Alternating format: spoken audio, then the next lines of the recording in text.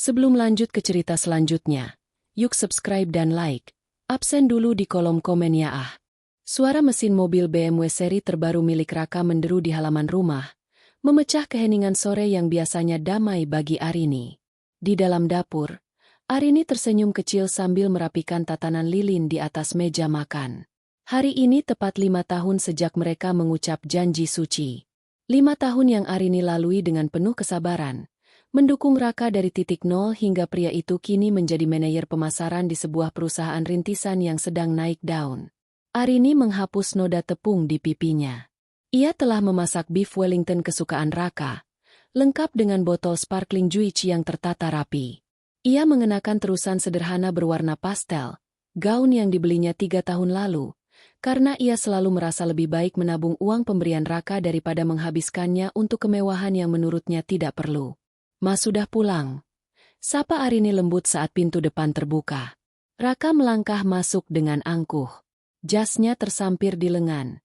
Dasinya sudah longgar. Wajahnya tidak memancarkan kehangatan seorang suami yang pulang ke rumah setelah hari yang panjang. Alih-alih menyapa istrinya, matanya langsung tertuju pada kotak bludru merah kecil yang ia letakkan dengan sengaja di atas meja ruang tamu. Jantung Arini berdegup kencang. "Apakah itu untukku?" pikirnya. Selama ini Raka jarang memberikan kejutan. Apakah kesuksesan Raka belakangan ini akhirnya membuatnya ingat bahwa ada seorang istri yang selalu mendoakannya di rumah? "Mas, itu apa?" tanya Arini, berusaha menyembunyikan binar di matanya. Raka menoleh, menatap Arini dari ujung kepala hingga ujung kaki dengan tatapan yang sulit diartikan, campuran antara kasihan dan penghinaan. "Oh, ini adalah keindahan sejati, Arini. Sesuatu yang belum pernah ada di rumah ini sebelumnya."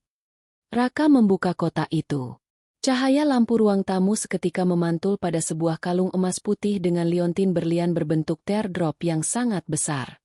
Berlian itu berkilau begitu tajam, memancarkan spektrum warna pelangi yang memukau. Arini terpaku.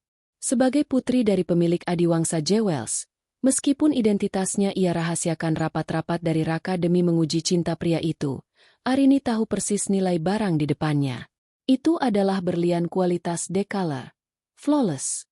Harganya tidak mungkin di bawah 2 miliar rupiah. "Mas, ini luar biasa," bisik Arini. Tangannya gemetar, hampir terjulur untuk menyentuh perhiasan itu. Ia merasa terharu, mengira Raka rela menghabiskan seluruh tabungannya demi merayakan 5 tahun kebersamaan mereka. "Kamu tidak perlu memberikan ini, Mas. Kehadiranmu saja sudah cukup." Namun, tepat sebelum jemari Arini menyentuh kotak itu, Raka menyentakkannya menjauh. "Siapa bilang ini untukmu?" Kata-kata itu menghantam Arini seperti tamparan fisik. Ia membeku. "Maksudmu?" Raka tertawa remeh, tawa yang belum pernah Arini dengar sebelumnya. Pria itu mengangkat kalung itu, membiarkannya menjuntai di udara, mempermainkan pantulan cahayanya. "Arini, lihat dirimu. Kamu pakai daster atau terusan murah itu setiap hari. Bau bawang dari dapur sudah mendarah daging di kulitmu. Apa kamu pikir berlian seindah ini pantas bersanding dengan leher yang kusam dan tidak terawat seperti milikmu? Mas, ini hari pernikahan kita." Suara Arini bergetar. "Justru karena ini hari spesial, aku ingin merayakannya dengan memberikan apresiasi kepada wanita yang benar-benar tahu cara menghargai kemewahan," sahut Raka tanpa perasaan. Ia menutup kotak bludru itu dengan suara klik yang tajam. "Berlian ini untuk Sheila. Dia rekan kerjaku yang baru, dan dia jauh lebih bersinar darimu. Dia tahu cara memakai gaun haute couture. Dia tahu cara berjalan di atas karpet merah. Sedangkan kamu hanya pantas berada di depan kompor." Arini merasakan dunianya runtuh. Selama 5 tahun, ia menahan diri untuk tidak memamerkan kekayaannya. Ia ingin dicintai karena dirinya sendiri, bukan karena harta ayahnya. Ia rela hidup dalam kesederhanaan, mengelola keuangan rumah tangga dengan hemat agar Raka bisa merasa menjadi kepala keluarga yang berdaulat. Tapi ternyata, kesederhanaannya justru menjadi senjata bagi Raka untuk merendahkannya. Raka berjalan mendekati Arini, Aromanya kini tercium bukan lagi wangi parfum kantor, melainkan parfum wanita yang sangat menyengat. Parfum mahal yang Arini kenal sebagai salah satu koleksi terbatas dari Paris. Jangan menangis, Arini. Itu membuatmu terlihat semakin menyedihkan, ucap Raka sambil mencengkeram dagu istrinya, memaksanya menatap berlian di dalam kotak itu sekali lagi. Aku sengaja membelinya hari ini untuk menunjukkan padamu bahwa kesuksesanku sudah melampaui levelmu.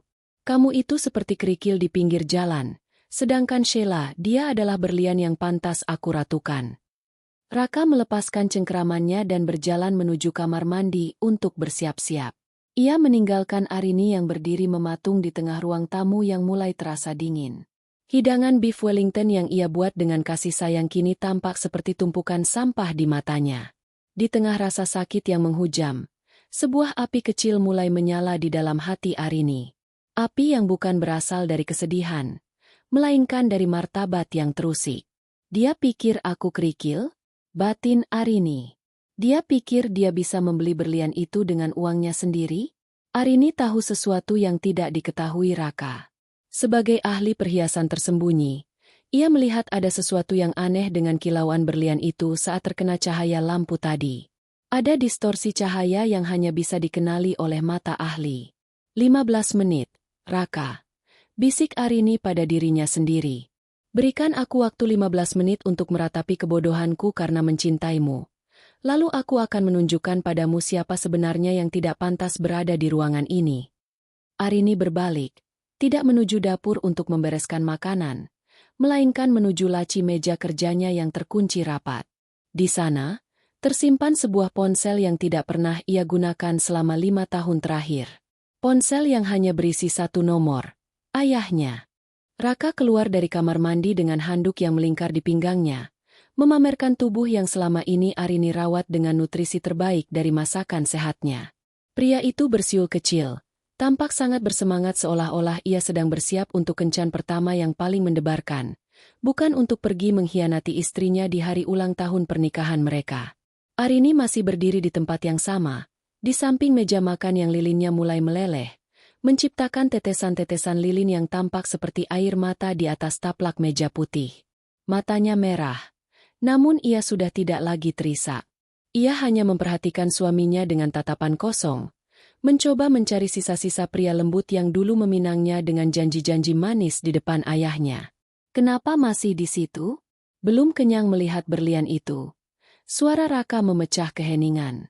Ia mengambil kotak bludru merah itu lagi, membukanya, dan berjalan mendekati Arini. Raka tidak memberikan pelukan atau permintaan maaf. Sebaliknya, ia mencengkeram lengan Arini dan menyeretnya menuju cermin besar di ruang tamu. Cermin yang dulu mereka pilih bersama untuk menghiasi rumah mungil mereka. Lihat ke cermin, Arini. Lihat baik-baik. Perintah Raka dengan nada dingin. Arini terpaksa menatap pantulan dirinya. Di sana berdiri seorang wanita dengan wajah pucat, rambut yang hanya diikat asal agar tidak mengganggu saat memasak, dan gaun pastel yang memang terlihat usang dibandingkan dengan gaya hidup mewah yang baru saja dicicipi Raka. Raka berdiri di belakangnya, memegang kalung berlian itu di depan leher Arini, namun tanpa menyentuhkan perhiasan itu ke kulitnya. Ia menggantungkan kalung itu beberapa sentimeter di depan leher Arini, membiarkan cahaya berlian itu kontras dengan kulit istrinya. Kamu lihat? Berlian ini seperti matahari, sedangkan lehermu seperti tanah liat yang kering. Kusam, tidak ada gairah, dan jujur saja, memuakan. Ucap Raka tanpa sedikit pun rasa bersalah. Apa kamu tidak malu? Selama 5 tahun kamu membiarkan dirimu menjadi seperti ini. Kamu tidak pernah meminta emas. Kamu tidak pernah pergi ke salon kelas atas. Kamu pikir itu membuatku bangga? Tidak, Arini. Itu membuatku malu saat harus membawamu ke acara perusahaan. Aku melakukan itu agar kita bisa menabung, Raka. Agar kamu bisa membangun kariermu tanpa perlu pusing memikirkan tagihan kartu kredit untuk kemewahanku. Suara Arini terdengar parau, menahan amarah yang mulai mendidih di dada. Raka tertawa terpingkal-pingkal, sebuah tawa yang terdengar sangat asing dan kasar. Menabung? Bodoh. Di dunia bisnisku sekarang, penampilan adalah segalanya. Orang-orang melihat siapa wanitaku untuk mengukur kesuksesanku. Dan jika aku membawamu dengan leher polos dan daster murahmu ini, mereka akan mengira aku adalah pecundang yang gagal. Ia mendekatkan wajahnya ke telinga Arini, membisikkan kata-kata yang lebih tajam dari pisau dapur manapun. Itulah kenapa Sheila jauh lebih pantas. Lehernya jenjang, kulitnya dirawat dengan treatment jutaan rupiah setiap minggu. Saat berlian ini melingkar di lehernya nanti, semua mata akan memujaku. Sedangkan kamu hanya pantas memakai kalung imitasi dari pasar malam. Raka kemudian melakukan sesuatu yang sangat menghina. Ia mengambil sebuah ikat rambut karet yang sudah kendor dari atas meja, lalu melemparkannya ke arah dada Arini. Itu perhiasan yang pantas untukmu. Karet bekas. Jangan pernah berani menyentuh berlian ini. Mengerti? Satu goresan saja dari tanganmu yang kasar itu, kamu tidak akan sanggup menggantinya seumur hidupmu. Raka melepaskan Arini dengan sentakan kasar hingga wanita itu nyaris tersungkur menabrak meja. Dengan santai, Raka kembali ke kamar untuk mengenakan setelan jas terbaiknya. Setelan jas bermerek yang Arini tahu harganya setara dengan 3 bulan gaji rata-rata pegawai kantor. Arini berdiri tegak kembali. Ia merapikan pakaiannya. Penghinaan Raka barusan adalah paku terakhir di peti mati pernikahan mereka. Rasa cintanya yang selama ini ia pelihara dengan penuh kesabaran, kini telah mati total. Berganti dengan sebuah kesadaran bahwa ia telah memberikan hatinya pada orang yang salah. Ia melirik jam dinding. Sudah 10 menit berlalu sejak Raka mulai menghinanya. Raka, panggil Arini dengan nada suara yang tiba-tiba berubah. Tidak ada lagi nada memohon atau kesedihan. Suaranya kini terdengar tenang, berat, dan penuh wibawa. Suara yang biasanya digunakan oleh ayahnya, sang raja perhiasan, saat akan menutup transaksi besar. Raka yang sedang mengancingkan kemejanya di dalam kamar menyahut ketus. Apalagi? Aku sedang buru-buru. Sheila sudah menungguku di lobi apartemennya. Berlian itu, apa kamu yakin itu asli? Tanya Arini sambil berjalan perlahan menuju meja kerjanya. Raka muncul di pintu kamar sambil merapikan kerah jasnya. Ia menatap Arini dengan tatapan kasihan. Tentu saja asli. Aku membelinya dari distributor yang mengaku punya akses ke koleksi Adiwangsa. Harganya miliaran. Arini, kamu tidak akan paham soal itu karena yang kamu tahu cuma harga cabai dan bawang. Arini tersenyum tipis. Sebuah senyuman yang seharusnya membuat Raka waspada jika saja pria itu tidak terlalu buta oleh keangkuhannya. Begitu ya? Baiklah. Kalau begitu, nikmatilah malammu. Karena dalam 15 menit ke depan, dunia yang kamu banggakan itu mungkin akan terasa sangat berbeda. Raka mengerutkan kening. Apa maksudmu? Kamu mengutukku? Dasar istri tidak tahu diuntung. Bukannya mendoakan suami sukses, malah bicara yang tidak-tidak. Raka mengambil kunci mobilnya dan kotak perhiasan itu, lalu melangkah keluar tanpa menoleh sedikit pun. Pintu depan terbanting keras, meninggalkan Arini dalam kesunyian rumah yang kini terasa seperti penjara yang baru saja terbuka kuncinya. Arini segera meraih ponsel rahasianya. Jemarinya bergerak cepat di atas layar. Ayah? Ucap Arini saat sambungan telepon terhubung. Ini Arini. Ya. Aku sudah selesai dengan eksperimen ini. Ayah benar, tidak semua batu yang dipoles bisa menjadi permata. Beberapa tetaplah sampah. Suara berat di seberang sana terdengar penuh perhatian namun juga tegas. Apa yang harus ayah lakukan, putriku? Aktifkan protokol pengambil alihan aset di perusahaan Raka. Dia menggunakan dana operasional untuk membeli perhiasan palsu yang diklaim sebagai produk kita. Dan ayah, tolong kirimkan tim penata rias dan pengawal ke alamatku sekarang. Aku akan menghadiri pesta peluncuran The Eternal Flame malam ini. Arini menutup telepon. Ia berjalan menuju cermin tempat Raka menghinanya tadi. Ia menarik ikat rambut kendor yang dilemparkan Raka, lalu membuangnya ke tempat sampah. Kamu bilang leherku tak pantas memakai perhiasan mewah, Raka? Arini berbisik pada pantulannya sendiri. Mari kita lihat, apakah kamu masih bisa bicara begitu saat melihat siapa yang memegang kendali atas semua kemewahan yang kamu dambakan? Deru mesin mobil lain terdengar di depan rumah. Namun kali ini bukan suara BMW milik Raka. Itu adalah suara taksi online kelas premium. Tak lama kemudian, bel rumah berbunyi dengan nada yang tidak sabar. Ditekan berkali-kali seolah sang tamu adalah pemilik sah dari bangunan tersebut. Raka, yang baru saja hendak melangkah keluar, justru membukakan pintu dengan wajah yang langsung berubah cerah. Kegelapan dan ketegangan yang baru saja ia ciptakan bersama Arini seolah menguap begitu saja, digantikan oleh senyum memuja yang menjijikan. Di ambang pintu, berdirilah Sheila. Wanita itu tampak mencolok dengan gaun merah menyala yang memiliki belahan dada rendah dan potongan backless. Riasan wajahnya sangat tebal, dengan bibir merah merona yang tampak menantang. Ia membawa tas tangan kecil bermerek yang talinya tersampir manja di bahunya. Saat matanya bertemu dengan Arini yang masih berdiri di dekat meja makan, Sheila tidak menunjukkan rasa sungkan sedikitpun. Ia justru memberikan tatapan meremehkan, seolah Arini hanyalah bagian dari furnitur lama yang sudah berdebu. "Sayang, kenapa lama sekali?" rengek Sheila sambil menggelayut di lengan Raka. "Acara di Hotel Grand Hyatt akan segera dimulai. Aku tidak mau melewatkan momen karpet merah." Raka mengelus tangan Sheila dengan lembut. "Maaf, sayang. Tadi ada sedikit gangguan dari pelayan rumah ini," sindir Raka sambil melirik Arini yang masih mematung. Sheila tertawa. Suara tawanya melengking tinggi dan terdengar sangat dibuat-buat. "Oh, ini istrimu? Ya ampun, Raka. Aku kira kamu punya asisten rumah tangga baru. Kenapa dia terlihat sangat menyedihkan? Apa kamu tidak memberinya uang untuk sekadar membeli bedak?" Arini mengepalkan tangannya di balik punggung. Ia mengenali Sheila. Wanita ini adalah salah satu staf pemasaran yang baru masuk 6 bulan lalu di perusahaan yang dibiayai oleh modal Ventura milik keluarga Adiwangsa. Sheila dikenal karena ambisinya yang besar, namun minim prestasi, tipikal orang yang lebih suka mencari jalan pintas lewat kedekatan khusus dengan atasan. "Jangan bahas dia, Sheila. Hanya membuang waktu," kata Raka. Ia kemudian merogoh saku jasnya dan mengeluarkan kotak bludru merah yang tadi ia pamerkan pada Arini. "Tutup matamu. Aku punya sesuatu untukmu." Sheila memekik kegirangan. Ia menutup matanya dengan tangan yang jarinya dipenuhi cincin imitasi yang berkilau berlebihan.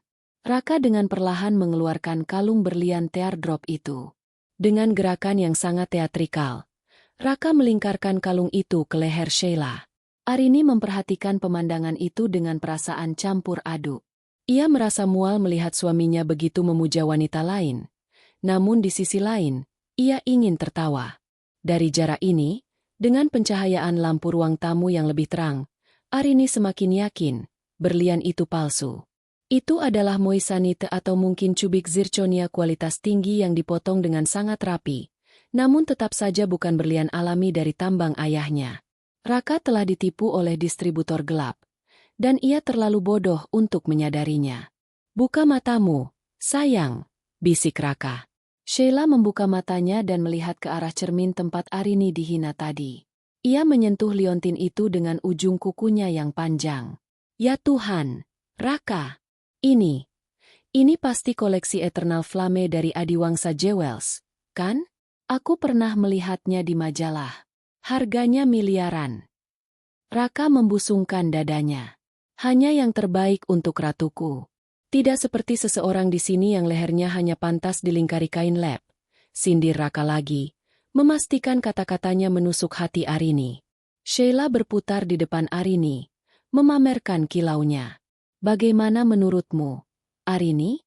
Bagus, kan? Kamu pasti belum pernah melihat berlian asli sedekat ini. Kasihan sekali, menghabiskan 5 tahun menikah hanya untuk berakhir menjadi penonton kecantikan orang lain." Arini menarik napas dalam-dalam. Ketidaktahuan mereka benar-benar berada di level yang sangat tinggi. Berlian itu memang berkilau, Sheila. Tapi terkadang, sesuatu yang terlalu berkilau justru menyimpan cacat yang besar di dalamnya. "Sama seperti pemakainya," ucap Arini dengan suara tenang namun tajam. Wajah Sheila langsung berubah masam. "Apa kamu bilang? Kamu iri, ya?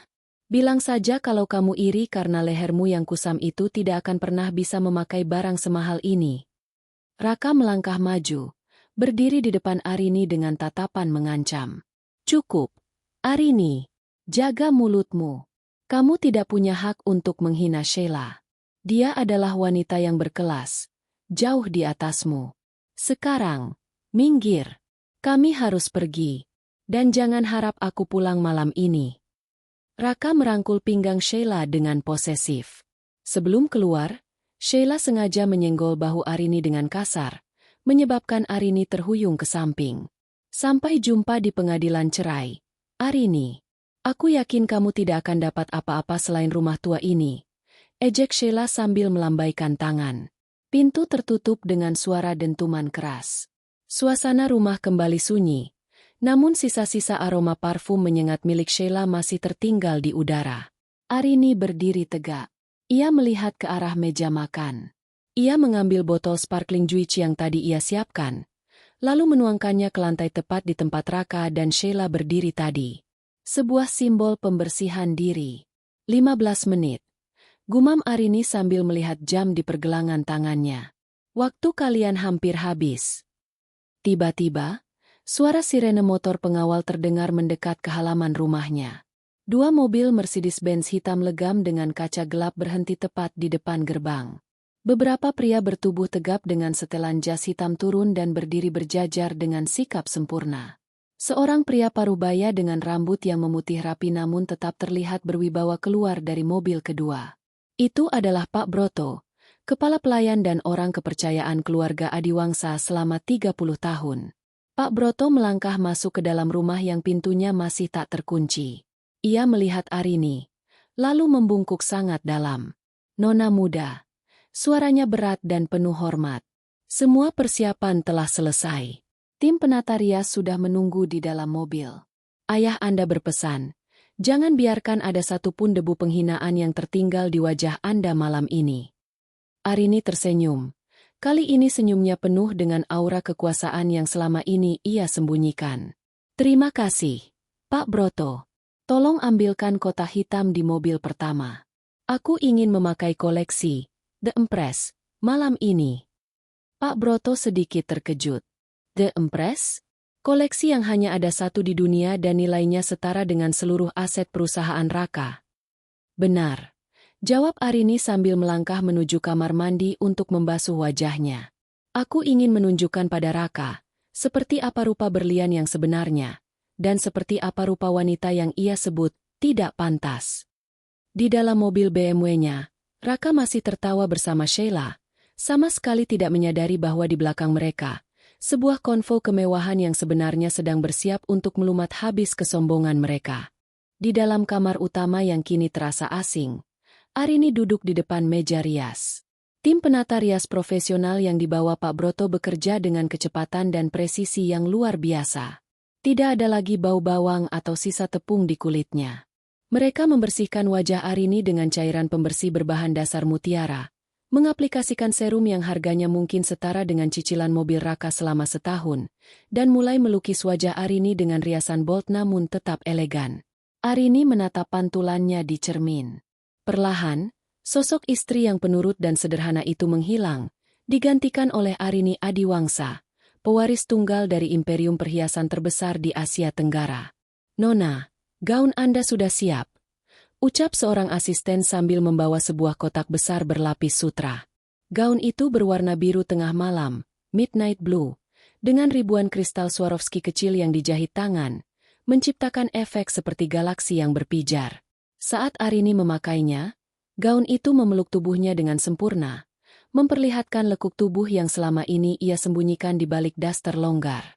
Namun, puncaknya adalah ketika Pak Broto masuk membawa sebuah kotak baja kecil dengan pengamanan biometrik. Di dalamnya terdapat The Empress, sebuah kalung yang merupakan mahakarya keluarga Adiwangsa. Berlian pusatnya adalah berlian biru langka sebesar 50 karat yang dikelilingi oleh ratusan berlian putih kualitas tertinggi. Saat kalung itu melingkar di lehernya, Arini merasakan sensasi dingin yang akrab. Inilah dunianya. Dunia yang ia tinggalkan 5 tahun lalu karena ia ingin percaya pada dongeng bahwa cinta sejati tidak memandang harta. Nona, telepon dari Tuan Besar. Ujar Pak Broto sambil menyodorkan ponsel khusus. Arini menerima ponsel itu. Ya, Ayah. Arini, putriku. Ayah sudah mendengar semuanya dari Pak Broto. Suara di seberang sana terdengar berat karena menahan amarah. Laki-laki itu benar-benar tidak tahu diri. Ayah sudah memberikan segalanya melalui saluran-saluran bisnis rahasia agar perusahaannya berkembang.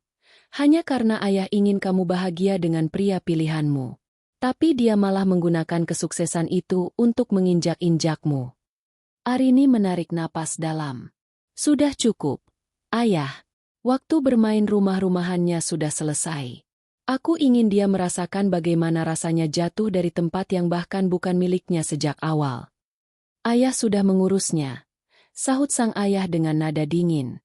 Sesuai perintahmu, investasi sebesar 50 miliar rupiah yang dijadwalkan cair besok pagi untuk perusahaan Raka telah dibatalkan secara sepihak. Pengacara keluarga kita juga sudah menyiapkan audit forensik. Jika dia benar-benar menggunakan uang kantor untuk membeli perhiasan untuk selingkuhannya, dia tidak hanya akan miskin, tapi juga akan berakhir di penjara. Terima kasih, Ayah. Tapi aku ingin melakukannya dengan tanganku sendiri terlebih dahulu. Aku ingin melihat wajahnya saat dia sadar bahwa Ratu, yang dia banggakan hanyalah imitasi murahan dibandingkan dengan apa yang dia buang. Ucap Arini dengan mata yang berkilat tajam. Hati-hati, putriku. Mobil sudah siap membawamu ke Grand Hyatt. Ingat, malam ini kamu bukan lagi istri seorang manajer. Kamu adalah pemilik acara tersebut. Arini menutup telepon. Ia berdiri, menatap sekali lagi ke arah cermin. Lehernya kini tidak lagi polos. Kalung The Empress berkilau dengan intensitas yang seolah bisa membutakan mata siapapun yang memandangnya.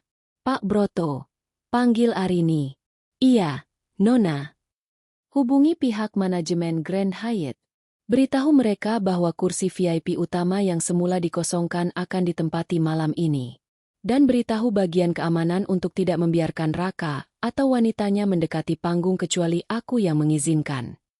Baik, Nona. Bagaimana dengan rumah ini? Arini melihat sekeliling. Rumah ini penuh dengan kenangan 5 tahun terakhir. Kenangan yang kini terasa hambar dan penuh kepalsuan. Segel rumah ini besok pagi. Kirimkan semua barang-barang Raka ke kantornya dalam kantong sampah. Aku tidak ingin ada satupun jejak pria itu yang tersisa dalam hidupku. Arini melangkah keluar dengan langkah mantap. Sepatu hak tinggi bermerek Christian Louboutin miliknya mengetuk lantai dengan suara yang berwibawa.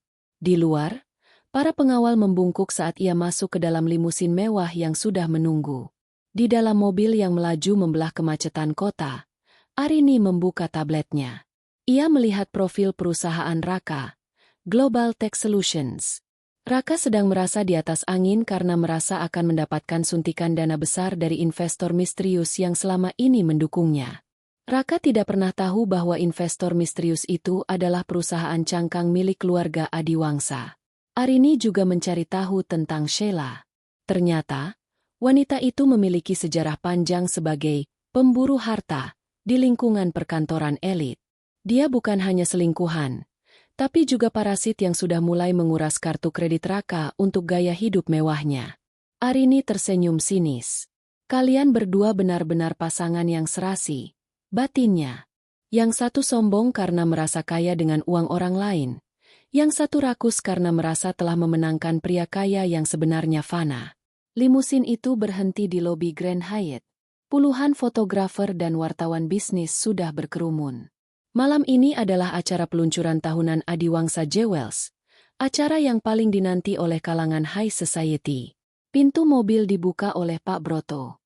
Saat kaki Arini yang jenjang melangkah keluar, kilatan lampu kamera langsung menyerbunya. Arini tidak menunduk. Ia mengangkat dagunya, memamerkan lehernya yang kini dihiasi berlian paling mahal di dunia. Leher yang 15 menit lalu disebut tidak pantas oleh pria yang kini sedang asyik berpesta di dalam sana. Mari kita mulai pertunjukannya, gumam Arini pelan. Aula utama Grand Ballroom Hotel Grand Hyatt telah disulap menjadi sebuah istana cahaya. Ribuan lampu kristal menggantung di langit-langit, memantulkan kilauan dari etalase-etalase kaca yang memamerkan koleksi perhiasan terbaru dari Adiwangsa Jewels. Wangi bunga lili putih dan sampanye mahal memenuhi udara, bercampur dengan gumaman rendah dari para pengusaha, pejabat, dan sosialita yang hadir dengan pakaian terbaik mereka. Di salah satu sudut ruangan yang agak tengah, Raka berdiri dengan dada membusung. Ia mengenakan setelan jas slim fit yang ia yakini membuatnya tampak seperti miliarder muda. Di lengannya, Sheila bergelayut manja, sesekali sengaja memutar lehernya agar lampu aula mengenai kalung, berlian, pemberian Raka. "Lihat mereka, sayang," bisik Sheila sambil menunjuk sekelompok wanita sosialita yang sedang berbincang. "Mereka terus melirik ke arah kalungku. Aku yakin mereka iri karena tidak punya koleksi seindah ini." Raka tersenyum puas. Tangannya menggenggam gelas sampanye dengan gaya yang sangat dipaksakan. "Tentu saja. Aku menghabiskan banyak hal untuk mendapatkan itu. Sheila, itu adalah simbol bahwa aku sudah berada di kelas yang sama dengan mereka. Sebentar lagi, setelah investasi dari pihak Adiwangsa cair besok, kita akan pindah ke apartemen penthouse di kawasan SCBD. Tidak ada lagi bau masakan dapur atau pemandangan istri yang membosankan." Sheila terkekeh. Suaranya terdengar cempreng di antara musik klasik yang mengalun lembut. "Omong-omong, apa istrimu yang malang itu masih menangis di rumah? Mungkin dia sedang memakan sisa steak dingin yang dia masak tadi." Raka tertawa meremehkan. "Biarkan saja. Dia harus sadar diri. Kerikil tidak akan pernah bisa menjadi permata, sesering apapun kamu mencucinya." Tiba-tiba, suasana aula yang tadinya bising oleh percakapan perlahan-lahan menjadi sunyi. Musik klasik berhenti sejenak sebelum berganti dengan irama yang lebih megah dan berwibawa. Perhatian orang-orang teralih ke pintu besar di ujung aula yang perlahan terbuka. Para fotografer yang tadinya sedang beristirahat langsung berlarian menuju pintu masuk. Lampu flash kamera mulai menyambar-nyambar seperti badai petir. "Ada apa itu?" tanya Raka sambil berjinjit, mencoba melihat ke arah kerumunan. "Apakah pemilik Adiwangsa Jewels akhirnya datang? Aku dengar Tuan Besar Adiwangsa punya putri yang sangat tertutup." Seorang wanita melangkah masuk. Dia tidak berjalan dengan terburu-buru. Setiap langkahnya memiliki ritme yang tenang namun mendominasi. Gaun midnight blue yang dikenakannya seolah menyerap cahaya lampu dan memancarkannya kembali dalam bentuk kilauan bintang. Namun, yang paling membuat seluruh ruangan tertahan napas adalah perhiasan di lehernya. "Ya Tuhan, apakah itu Tempres?" bisik seorang kurator perhiasan terkenal yang berdiri tak jauh dari Raka. "Itu berlian biru yang hilang dari publik selama 10 tahun. Harganya tidak ternilai." Raka terpaku. Matanya menyipit, mencoba mengenali sosok wanita yang wajahnya sebagian tertutup oleh kerumunan pengawal dan kilatan lampu. Dari kejauhan, postur tubuh itu tampak familiar, namun auranya begitu berbeda. Wanita itu memancarkan kekuasaan yang murni, tipe otoritas yang tidak bisa dibeli dengan sekadar jas mahal atau tas bermerek. "Siapa dia, Raka? Cantik sekali, tapi lihat kalungnya. Apa itu asli?" Sheila bertanya dengan nada suara yang mulai terdengar tidak percaya diri. Kalung di lehernya yang tadinya ia banggakan kini terasa seperti mainan plastik dibandingkan dengan cahaya biru yang terpancar dari wanita di pintu masuk. Aku tidak tahu," jawab Raka terbata-bata. Jantungnya tiba-tiba berdegup kencang tanpa alasan yang jelas. Ada perasaan gelisah yang merayap di tengkuknya. Sebuah insting purba yang mengatakan bahwa sesuatu yang besar akan segera terjadi. Wanita itu terus melangkah menuju area VIP, melewati kerumunan tamu yang membungkuk hormat padanya. Beberapa pengusaha besar yang tadi mengabaikan Raka kini justru berebut untuk sekadar memberikan kartu nama atau anggukan kepala pada wanita misterius tersebut. Saat wanita itu semakin dekat dengan posisi Raka dan Sheila, Raka merasa lututnya sedikit lemas. Wajah wanita itu mulai terlihat jelas di bawah cahaya lampu utama. Riasan matanya yang tajam dan bibir merah yang tegas membuatnya tampak seperti dewi yang turun dari Olympus. "Tidak mungkin," bisik Raka. Gelas sampahnya di tangannya sedikit miring, nyaris menumpahkan isinya ke karpet mahal. "Ada apa, sayang?" Sheila bertanya, menyadari perubahan ekspresi Raka yang mendadak pucat pasi. Raka tidak menjawab. Ia menatap leher wanita itu. Leher yang jenjang, putih porselen, dan dihiasi oleh berlian biru yang paling indah di dunia. Leher yang hanya 15 menit sebelumnya ia hina sebagai leher yang tidak pantas memakai perhiasan mewah. Wanita itu berhenti tepat beberapa langkah di depan mereka. Ia tidak menoleh sepenuhnya, hanya melirik dari sudut matanya yang tajam. Sudut bibirnya terangkat sedikit, menciptakan senyum tipis yang terasa lebih dingin daripada es. Arini tidak menyapa. Ia hanya terus berjalan menuju panggung utama, di mana Direktur Operasional Adiwangsa Jewels sudah menunggu untuk menyambutnya dengan membungkuk 90 derajat. "Raka, bukankah itu istrimu?" Sheila bertanya dengan suara yang bergetar hebat. Ia mencengkeram lengan Raka begitu kuat hingga kukunya membekas di jas Raka. "Tidak, itu tidak mungkin Arini. Arini itu kusam. Arini itu hanya pelayan dapur. Wanita itu dia." Raka masih membisu. Lidahnya terasa keluh. Pikirannya berputar liar mencoba mencari penjelasan logis. Bagaimana mungkin istrinya yang ia tinggalkan dalam keadaan hancur, yang ia hina habis-habis karena kemiskinannya, kini berdiri di sana sebagai pusat semesta dari acara paling elit tahun ini? Lalu, suara pembawa acara menggema di seluruh aula melalui sistem suara canggih.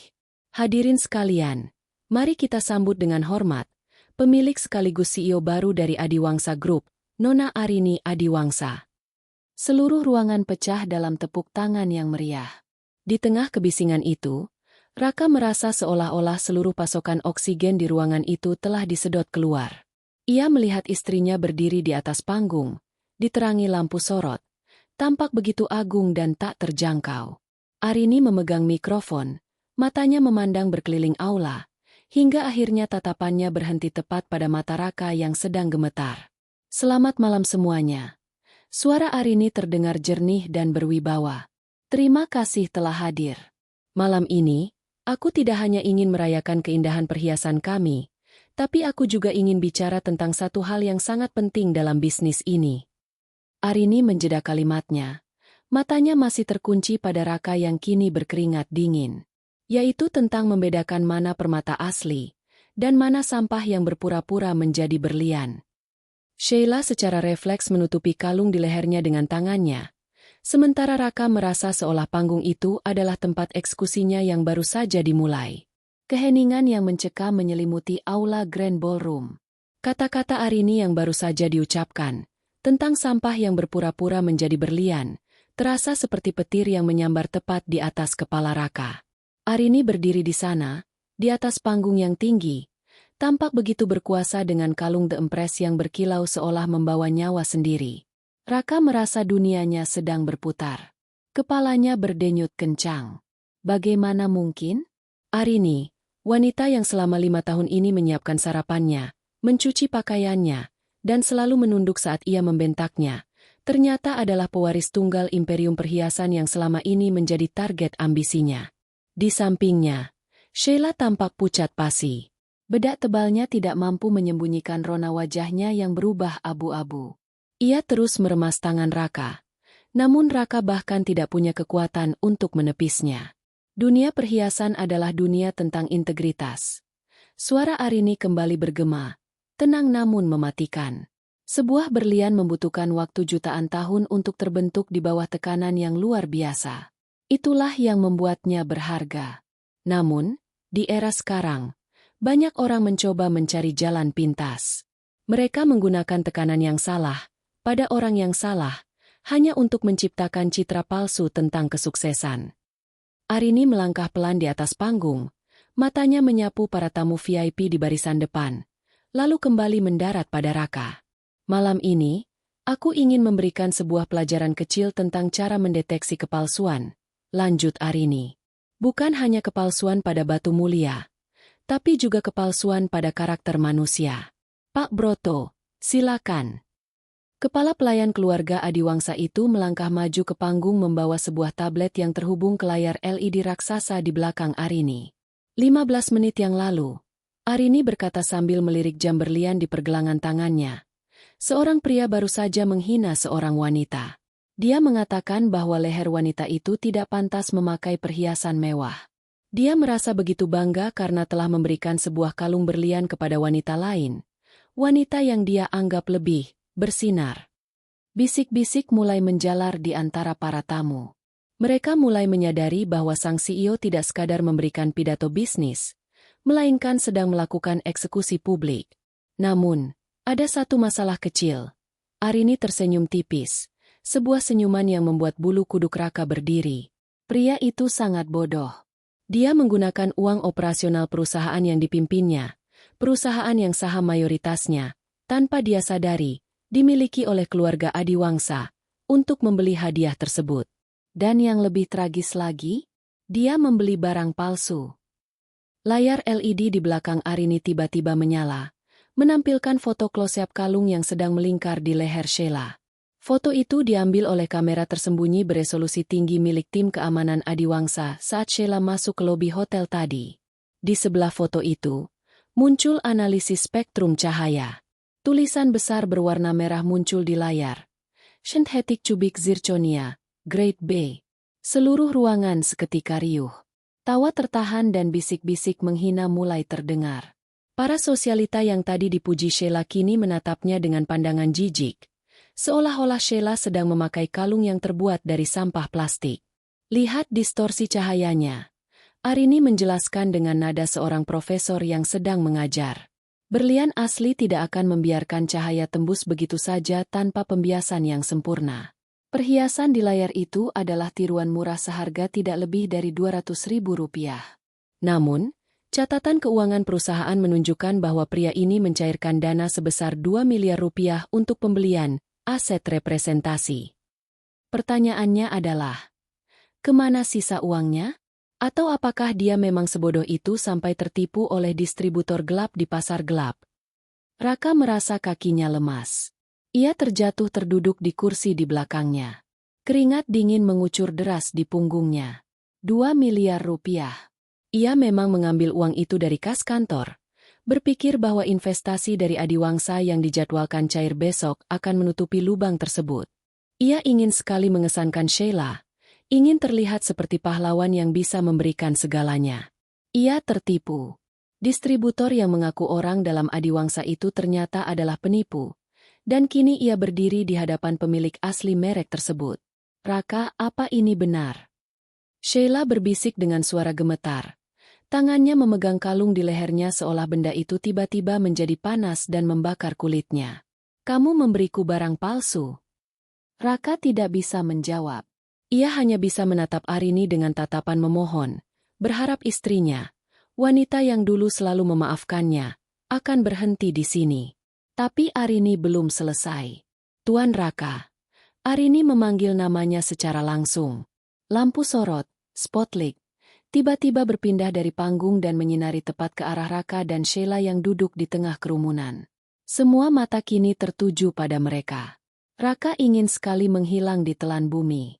Sheila menutupi wajahnya dengan tas tangannya, mencoba menghindari kamera para wartawan yang kini dengan beringas mengabadikan momen kehancuran mereka.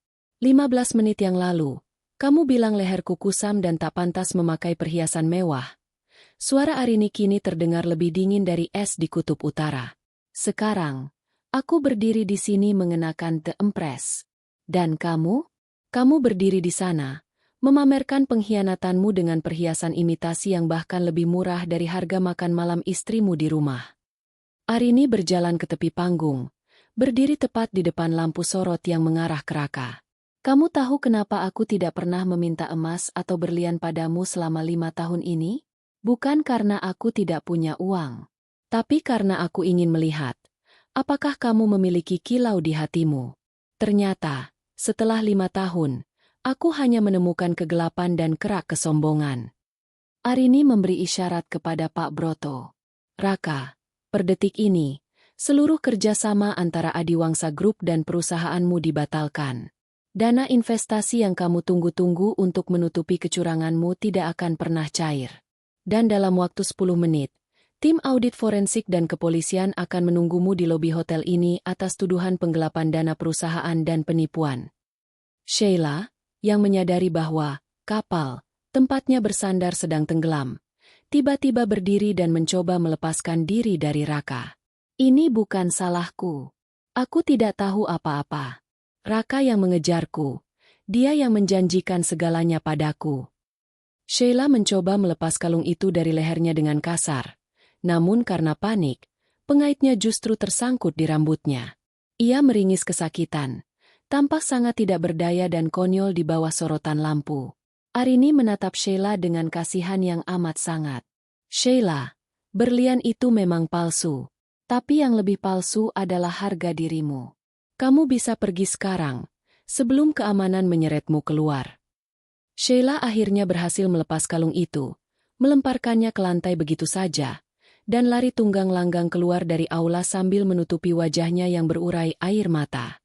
Raka masih terduduk di sana, sendirian di tengah kerumunan orang-orang paling berpengaruh di kota ini yang kini menatapnya seolah ia adalah kuman yang menjijikan. Arini kembali ke tengah panggung, menyesuaikan letak The Empress di lehernya yang kini terlihat sangat bercahaya, bukan karena berliannya, tapi karena harga dirinya yang telah kembali. Pesta ini baru saja dimulai, hadirin sekalian, ucap Arini dengan senyum anggun. Silakan nikmati hidangannya. Dan bagi Tuan Raka, selamat menikmati 15 menit terakhir dari kebebasanmu. Arini menurunkan mikrofonnya. Ia berbalik dan berjalan menuju ruang privat di belakang panggung tanpa menoleh lagi. Di belakangnya, sayup-sayup terdengar suara petugas keamanan hotel yang mulai mendekati Raka. Dalam 15 menit, Arini telah mengubah dirinya dari seorang istri yang teraniaya menjadi seorang ratu yang tak tertandingi. Dan dalam 15 menit yang sama, Raka menyadari bahwa berlian paling mahal yang pernah ia miliki adalah wanita yang baru saja ia buang ke dalam sampah. Dan kini, ia bahkan tidak punya hak untuk sekadar menyebut namanya. Aula Grand Ballroom yang semula megah dan penuh dengan simfoni tawa kini berubah menjadi ruang sidang publik yang dingin bagi Raka. Musik klasik yang mengalun di latar belakang terdengar seperti denting lonceng kematian di telinganya. Raka masih mematung di kursinya, sementara orang-orang di sekitarnya memberikan ruang lebar. Seolah-olah ia mengidap penyakit menular yang sangat mematikan.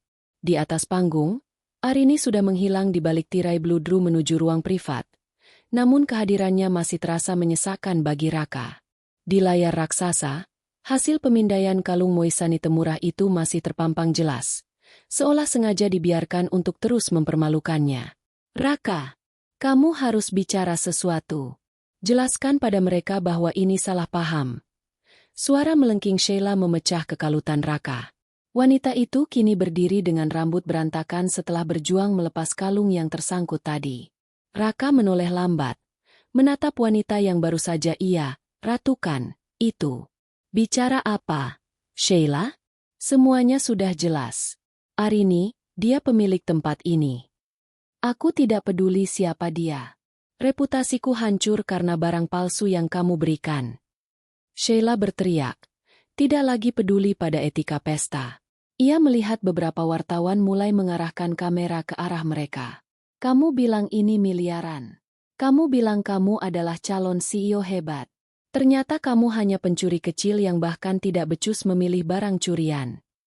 Tiba-tiba, 4 orang pria bertubuh tegap dengan seragam safari hitam mendekat.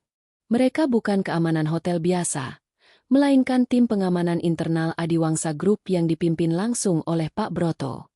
Di belakang mereka, 2 orang pria berseragam kepolisian tampak berjalan dengan langkah tegas. Tuan Raka? Suara Pak Broto terdengar tenang namun mengandung otoritas yang tak terbantahkan. Raka mendongak, wajahnya pucat pasi, peluh dingin membasahi kerah jas mahalnya. Pak Broto, tolong, izinkan aku bicara dengan Arini. Ini pasti hanya ujian dari dia, kan? Dia hanya ingin memberiku pelajaran. Pak Broto memberikan senyum tipis yang penuh penghinaan. Nona Arini Adiwangsa tidak sedang memberikan ujian, Tuan. Beliau sedang melakukan pembersihan aset. Dan sayangnya, Anda termasuk dalam kategori aset yang sudah tidak bernilai. Salah satu petugas polisi maju ke depan. Saudara Raka, kami memiliki surat perintah untuk membawa Anda guna dimintai keterangan terkait dugaan penggelapan dana di Global Tech Solutions sebesar 2 miliar rupiah, serta penyalahgunaan wewenang. Kami juga menerima laporan terkait penipuan dalam transaksi perhiasan yang mencatut nama Adiwangsa Jewels. Ini salah, teriak Sheila tiba-tiba, mencoba menjauh dari Raka. Pak Polisi, saya tidak tahu apa-apa. Saya hanya korban. Pria ini yang memaksa saya memakai kalung itu.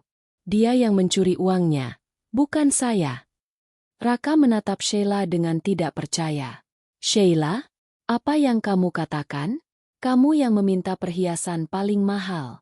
Kamu yang mengancam akan meninggalkanku jika aku tidak bisa membuktikan kesuksesanku malam ini.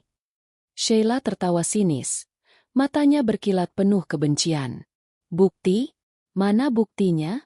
Aku hanya seorang karyawan yang diajak atasannya ke pesta. Kalau kamu mencuri uang untuk membelikanku hadiah, itu urusanmu dengan hukum, bukan urusanku.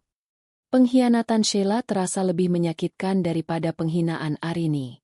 Di saat ia jatuh, wanita yang ia sanjung setinggi langit itu justru menjadi orang pertama yang menginjak kepalanya agar bisa tetap mengapung. Raka menyadari betapa bodohnya ia. Ia membuang berlian asli demi sebongkah kaca yang langsung pecah saat terkena tekanan. Bawa mereka berdua, perintah Pak Polisi. Apa? Kenapa saya juga? Sheila menjerit saat seorang petugas wanita memegang lengannya. Ada dugaan konspirasi dan penerimaan barang hasil kejahatan.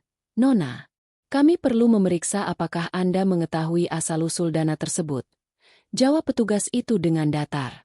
Saat mereka diseret melewati koridor tengah aula, kerumunan tamu memberikan jalan sambil berbisik-bisik tajam. Lihat itu, berani-beraninya menipu keluarga Adiwangsa. Leher selingkuhannya memang tidak pantas memakai apapun kecuali borgol. Kasihan sekali, punya istri sehebat Nona Arini malah memilih sampah. Setiap kata-kata itu menusuk jantung Raka. Ia melihat ke arah balkon lantai 2, di mana sebuah ruang kaca privat berada. Di sana, Arini berdiri dengan anggun, memegang segelas sampanye, menatap ke bawah ke arah Raka yang sedang diseret polisi. Tatapan mereka bertemu selama beberapa detik. Tidak ada kebencian di mata Arini. Yang ada hanyalah kekosongan. Sebuah pengakuan bahwa bagi Arini, Raka sudah tidak ada lagi. Raka teringat kembali kejadian 15 menit sebelum mereka berangkat ke pesta. Saat ia menghina leher Arini yang polos. Saat ia melemparkan karet rambut bekas ke arah istrinya. Sekarang, ia melihat Arini dengan deempres di lehernya. Sebuah pemandangan yang menyadarkannya bahwa selama 5 tahun ini, ia hidup bersama seorang ratu namun ia memperlakukannya seperti pelayan. Kehancurannya bukan karena nasib buruk, tapi karena kesombongannya sendiri. Sesampainya di lobi hotel, kilatan lampu wartawan semakin menggila. Berita tentang skandal berlian palsu di pesta Adiwangsa sudah menyebar secara real-time di media sosial. Foto Raka yang diborgol dan Sheila yang menangis histeris menjadi headline di mana-mana. Di luar hotel, mobil polisi sudah menunggu. Sebelum dimasukkan ke dalam mobil, Raka melihat sebuah truk sampah besar sedang melintas di jalan raya. Ia teringat kata-kata terakhir Arini di telepon yang sempat ia dengar tadi, bahwa semua barang-barangnya akan dikirim ke kantor dalam kantong sampah. Raka, lakukan sesuatu. Jerit Sheila di dalam mobil polisi sebelah. Bilang pada mereka aku tidak bersalah. Raka hanya bisa menunduk. Ia merasa sangat kecil. Ia telah kehilangan segalanya dalam waktu kurang dari 1 jam. Karir, kekayaan yang ia dambakan, harga diri, dan yang paling berharga. Seorang istri yang sebenarnya mampu memberikannya dunia, namun ia sia-siakan hanya demi validasi semu. Di dalam aula, pesta berlanjut dengan lebih meriah setelah sampah dibersihkan. Arini turun kembali ke lantai utama, namun kali ini ia tidak sendirian. Ayahnya, Tuan Besar Adiwangsa, muncul dari balik pintu VIP dan merangkul pundak putrinya dengan bangga. Kamu melakukannya dengan baik, Arini, bisik ayahnya. Kadang-kadang, untuk melihat kemurnian sebuah permata, kita harus membersihkannya dari kotoran yang menempel terlalu lama. Arini tersenyum, menyentuh lembut berlian biru di lehernya. Kotorannya sudah hilang, ayah. Dan sekarang, aku siap bersinar tanpa ada bayang-bayang kepalsuan lagi. Malam itu, Skandal berlian palsu menjadi awal dari babak baru kehidupan Arini Adiwangsa. Sementara bagi Raka, itu adalah akhir dari segalanya. Berlian yang ia banggakan ternyata palsu, cinta yang ia kejar ternyata racun, dan istri yang ia hina ternyata adalah pemilik dari semua kemewahan yang tidak akan pernah bisa ia sentuh lagi seumur hidupnya.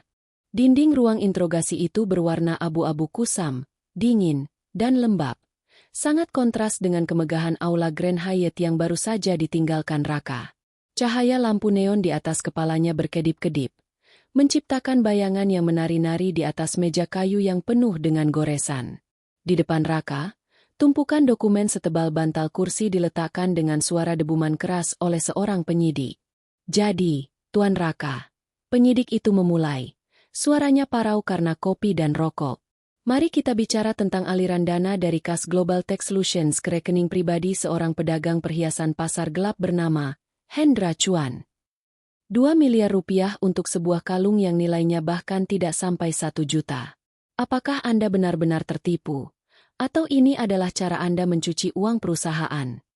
Raka menyandarkan kepalanya di meja. "Aku tertipu," bisiknya lemah. Aku hanya ingin memberikan yang terbaik untuk Sheila." Penyidik itu tertawa sinis. "Terbaik? Dengan uang yang bukan milik Anda? Anda tahu siapa pemilik asli 60% saham Global Tech Solutions melalui firma Adiwangsa Capital? Itu adalah istri Anda, Arini.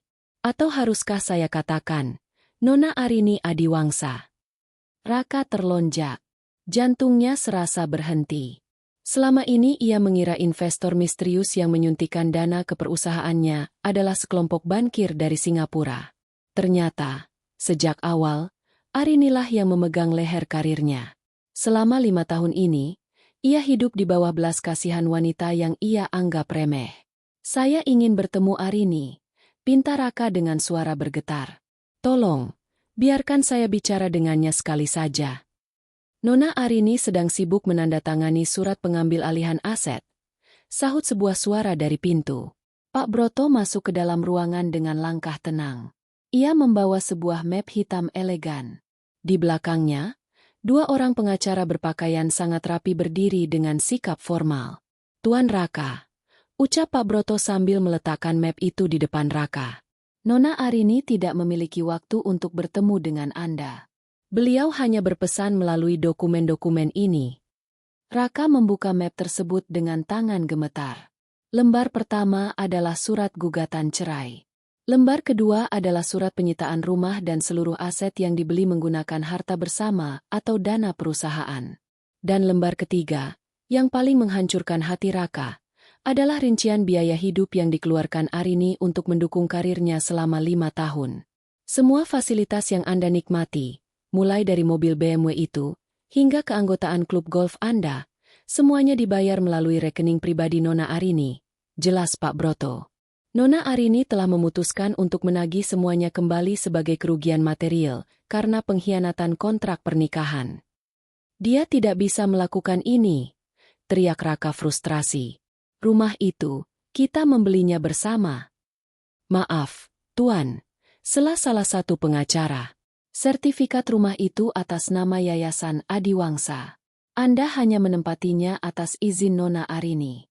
Dan mengingat Anda membawa wanita lain ke rumah tersebut malam ini, izin itu telah dicabut secara permanen." Raka teringat pada Sheila. Bagaimana dengan Sheila? Pak Broto tersenyum tipis. "Nona Sheila sudah dilepaskan dari pemeriksaan polisi 1 jam yang lalu, karena kurangnya bukti keterlibatan langsung dalam penggelapan dana. Namun," Pak Broto menjeda kalimatnya, "saat ini dia sedang sibuk mengemasi barang-barangnya dari apartemen yang Anda sewa. Kabar terbaru yang saya terima, dia sedang mencoba menghubungi mantan kekasihnya yang lain untuk meminta tumpangan. Dia bahkan tidak menanyakan keadaan Anda sedikit pun di kantor polisi tadi." Hancur. Raka benar-benar hancur. Wanita yang ia bela, wanita yang ia berikan, berlian, hingga rela mencuri uang perusahaan, ternyata langsung meninggalkannya seperti tikus yang melompat dari kapal tenggelam. Sementara istri yang ia hina, istri yang lehernya ia sebut tak pantas, ternyata adalah orang yang selama ini membangun fondasi hidupnya. Nona Arini juga menyampaikan satu pesan terakhir, kata Pak Broto sambil merapikan jasnya. Beliau berkata, berlian asli tidak akan pernah hancur meski ditekan, tapi besi berkarat akan hancur hanya dengan sekali pukul.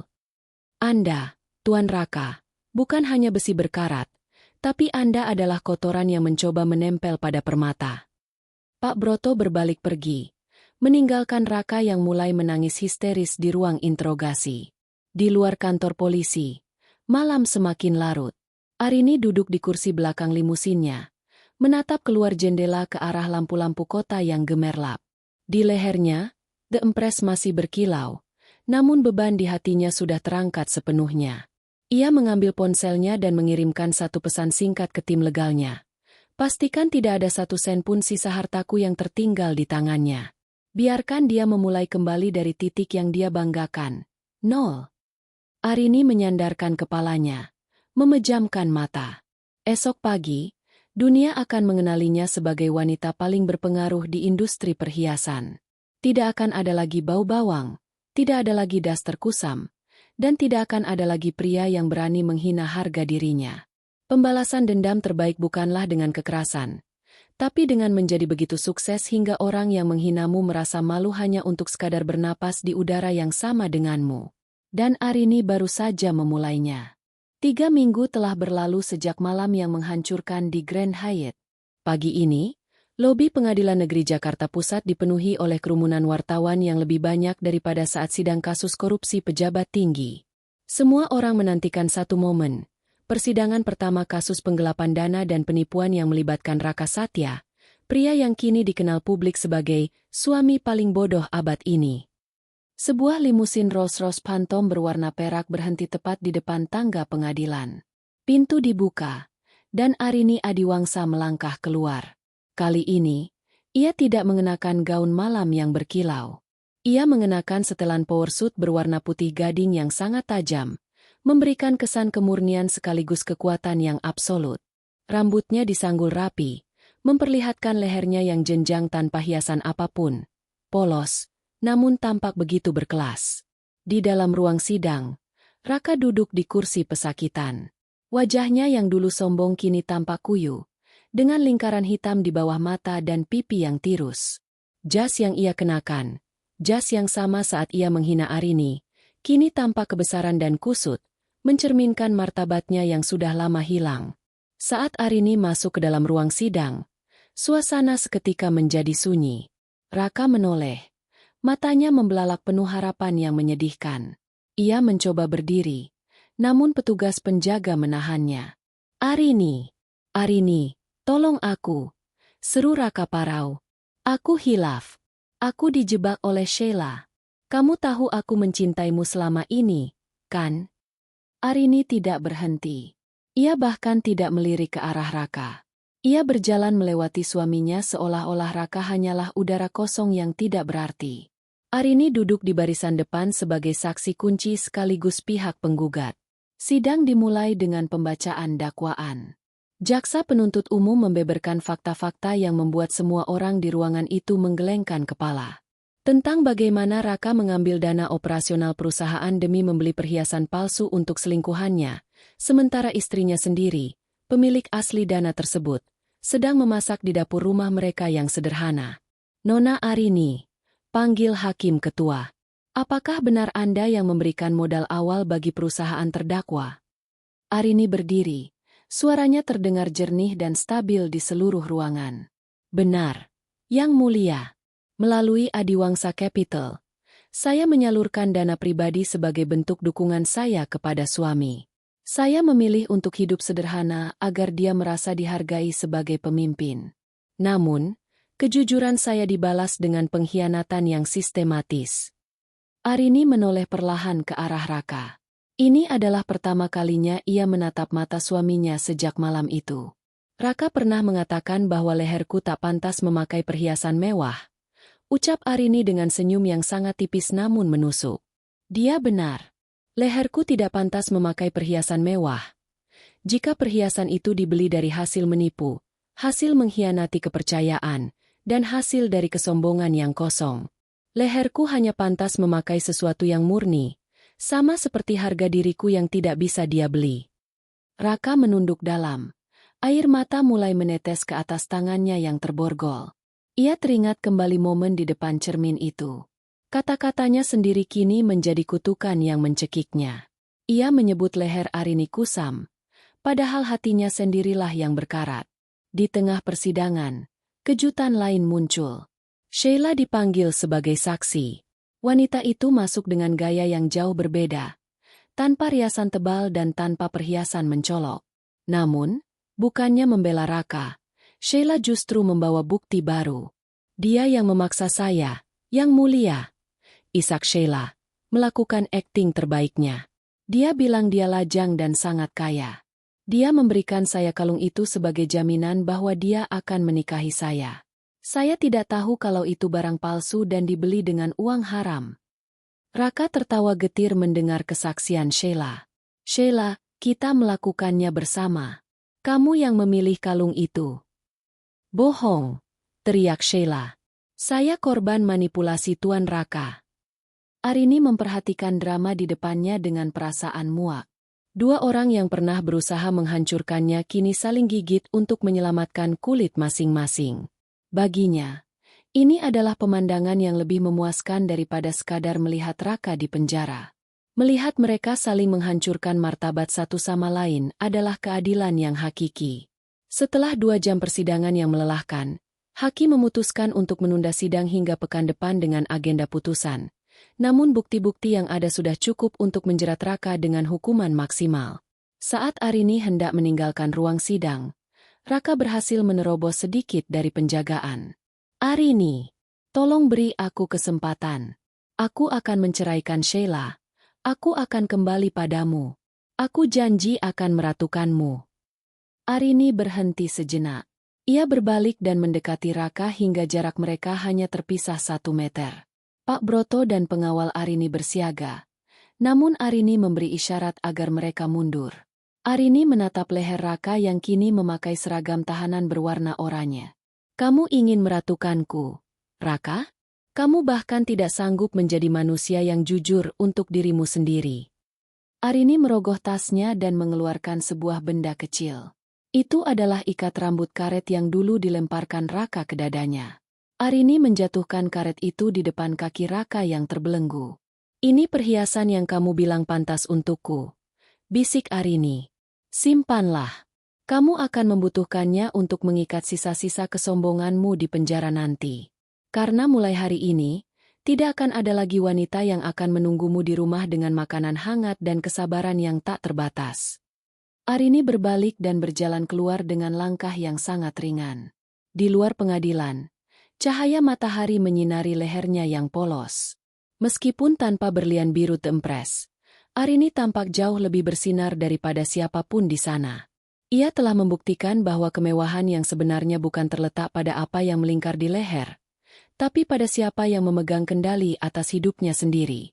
Ia masuk ke dalam mobilnya, menutup pintu, dan berkata pada Pak Broto, "Bawa aku ke kantor pusat. Kita punya banyak berlian asli yang harus segera dikelola." 6 bulan telah berlalu sejak ketukan palu hakim mengakhiri drama yang sempat menjadi buah bibir nasional tersebut.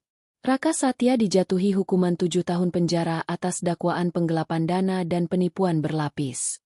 Seluruh asetnya disita untuk menutupi kerugian perusahaan, meninggalkannya tanpa sepeser pun uang, kecuali utang nama baik yang tidak akan pernah bisa ia lunasi. Di balik jeruji besi yang dingin, Raka duduk di sebuah dipan semen. Tidak ada lagi jas slim fit, tidak ada lagi aroma parfum mahal. Yang ada hanyalah bau keringat dan penyesalan yang pengap.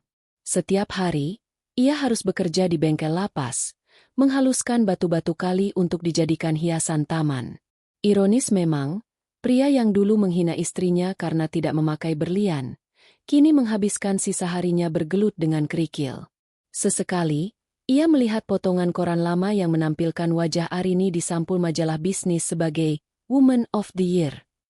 Ia akan menatap foto itu lama-lama, menyentuh permukaan kertas itu dengan jemari yang kasar, meratapi kebodohannya.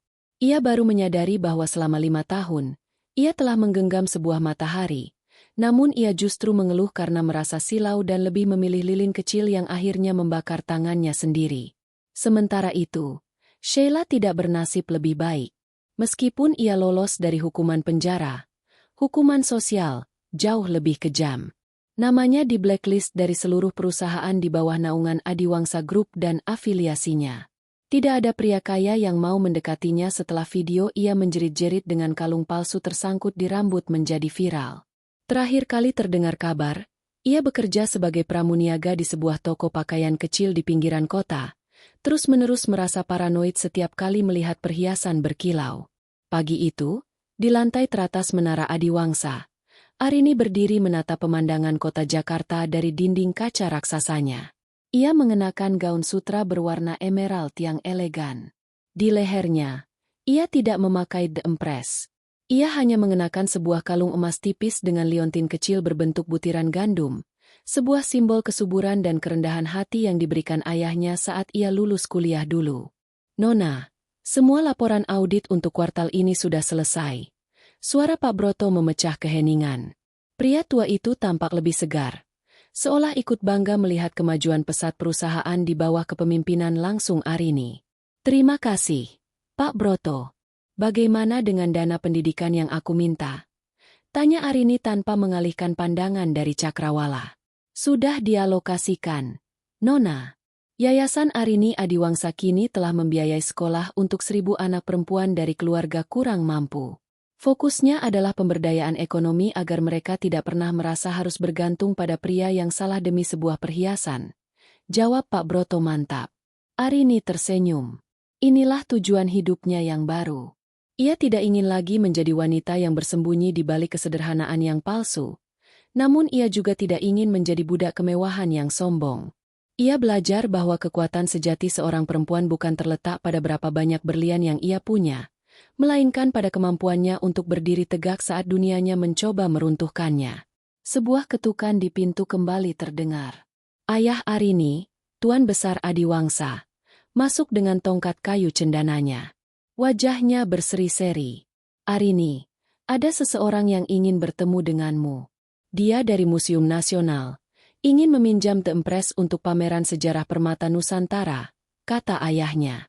Arini berbalik dan memeluk ayahnya. "Berikan saja, Ayah.